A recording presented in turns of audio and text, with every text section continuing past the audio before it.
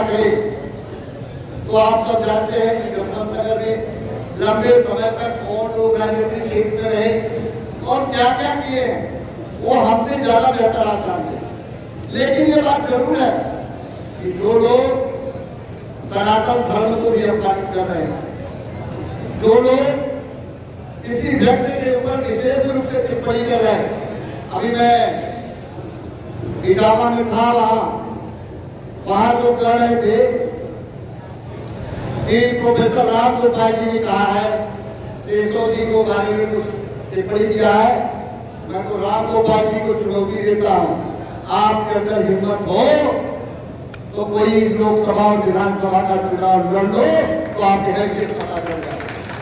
आप चुनाव कभी लड़े नहीं हो, आपको जनता का जनादेश मिला नहीं है। आप सिर्फ लोगों को टीम तिकड़ी करके दिल्ली में बैठते हो, जब चुनाव लड़ेंगे तो पता चल जाए। और केशव प्रसाद की तुलना कैसे कर रहे हो, किस हैसियत से कर रहे हो? केशव प्रसाद जी लोकसभा का भी चुनाव लड़ चुके हैं, लोकसभा भी जीत चुके हैं, विधानसभा भी जीत चुके हैं और आज उत्तर प्रदेश सरकार में उप मुख्यमंत्री के पद पर है।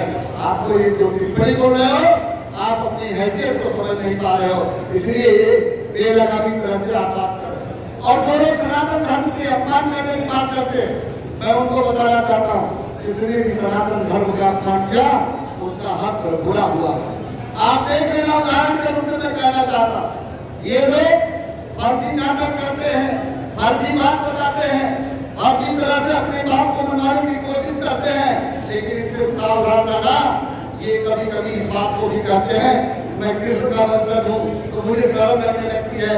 ये कैसे कृष्ण के वंशज हो जो वहाँ मथुरा में आज तक गए नहीं, कभी दर्शन करने नहीं गए, मथुरा के विकास की बात नहीं करते हो।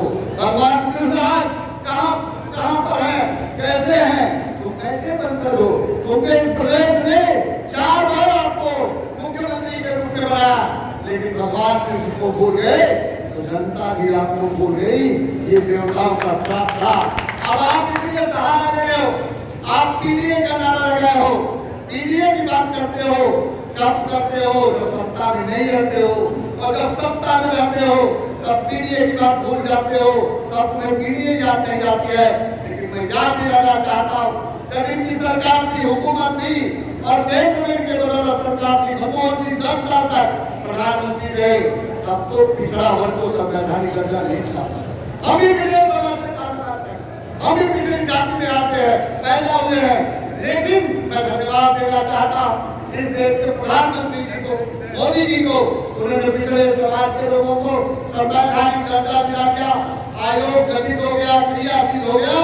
और महाराष्ट्र में रहने वाले हंसराज अहिर जी, तो हमारे समाज के आते उस आयोग को चेयरमैन